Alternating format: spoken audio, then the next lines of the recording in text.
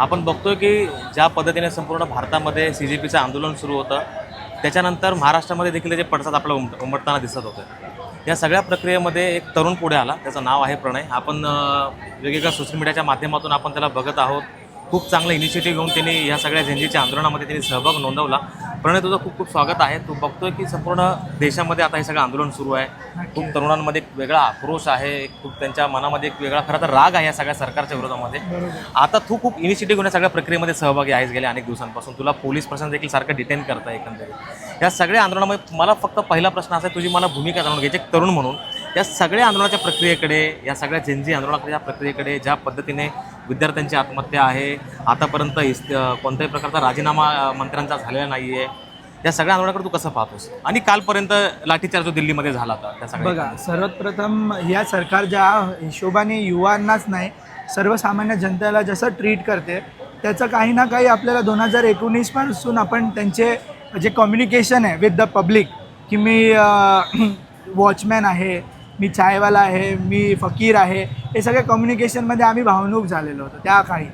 But या भावणूकचा त्यांनी एक वेगळाच फायदा घेतला, जो आज स्वतःला ते देव माणूस समजतात। मग हा कुठे ना कुठे जनतेचा तो राग होता, तेच राग आम्ही धरून ठेवलेला होता आत। पण हे नीटचे जे प्रकरण झालं, नीटमध्ये आम्ही वारंवार युवाने आवाज उठवला या सरकारावरती, धर्मेंद्र प्रधानवरती, पण या सरकाराला ते न ऐकता त्यांनी युवांना कॉक्रोच म्हणून हिणवलं। कोणी? CJI राईट, कॉक्रोच म्हणून हिणवलं। तो आक्रोश तिकडे डायव्हर्ट झाला। मग हे कॉक्रोच एकत्र आले तेव्हा हे नीटचा जो मुद्दा आहे प्रकरण खूप मोठा प्रमाणे दिसू लागला।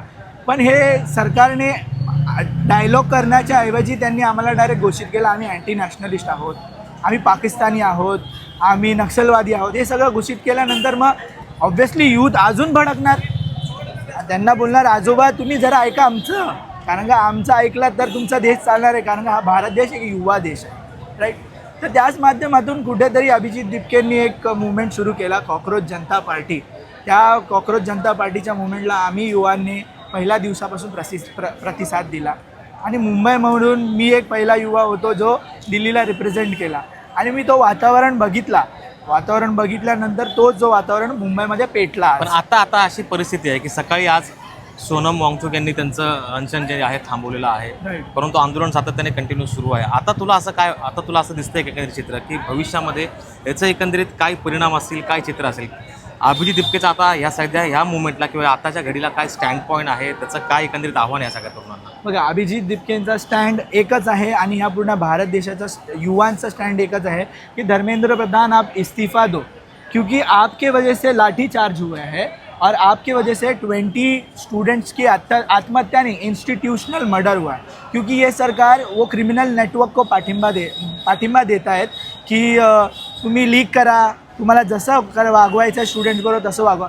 मग ऑब्व्हियसली यांनी आम्हाला कॉक्रोचसारखी ट्रीटमेंट दिली आहे, आणि हे कॉक्रोच प्रधानला शिकवणार आहे की आम्ही काय आहोत। CJPच्या तुमच्या सगळ्या म्हणजे कॉक्रोच जनता पार्टीच्या एक सदस्यांनी सकाळी एक ट्विट करून सांगितलं की ज्या पोलिसांनी लाठीचार्ज खूप गंभीर स्वरूपात केलेला आहे त्या सगळ्या पोलीस कर्मचाऱ्यांना आम्ही आयडेंटिफाय करणार आणि त्यांच्यावर गुन्हे दाखल करणार। तर अशा स्वरूपाची सध्या आता काय हालचाल सुरू आहे? मुंबईमध्ये सुद्धा तेच होणार आहे। ज्या महिलांवरती बॅड ट्रीटमेंट केलं गेलं आहे, ज्या मुलांना डिटेन करून मारलं गेलं आहे, आणि ज्या मुलांना चुकीच्या पद्धतीने खेचून आतमध्ये टाकलं गेलं, सर्व पोलिसांवरती कारवाई झाली पाहिजे। आणि ही कारवाई आम्ही डायरेक्ट पोलीस स्टेशनमध्ये नाही, मुख्यमंत्रीने केलं पाहिजे, अन्यथा तुम्ही पण राजीनामा द्या। भविष्यात एकंदरीत याची सगळी याचं नियोजन कसं असणार आहे? जर धर्मेंद्र प्रधानांनी राजीनामा नाहीच दिला तर मला एक व्यापक थोडा प्रश्न विचारायचा आहे, मला जे जाणून घ्यायचं तुझ्याकडून की राजीनामा झाल्यानंतर देखील ही जी सिस्टीम आहे, ही जी व्यवस्था आहे, त्या व्यवस्थेमध्ये काय बदल झाला पाहिजे? काय बदल अपेक्षित एक तरुण म्हणून तुला?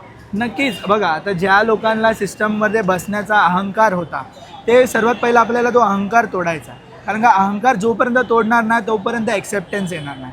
ॲक्सेप्टन्स येणार तर तिथे काही ना काही आपण मायनर चेंजेस करणार, मायनर चेंजेस झाल्यानंतर आपण मेजरकडे लक्ष देणार।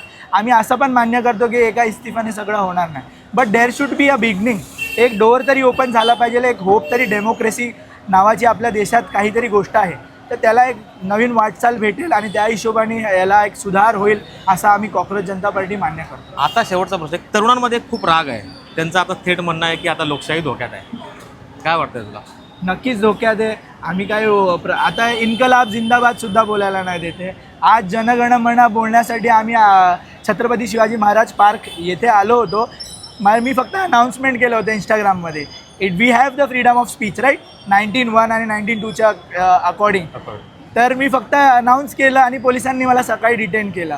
तर म्हणजे हे कुठेतरी तानाशाही मला वाटते आणि डेमोक्रेसी ऑब्व्हियसली कुठे ना कुठे धोक्यात वाटते. मग तोच राग जनता दाखवणार आणि इवन मी पण दाखवतो आहे त्याच्यासाठी.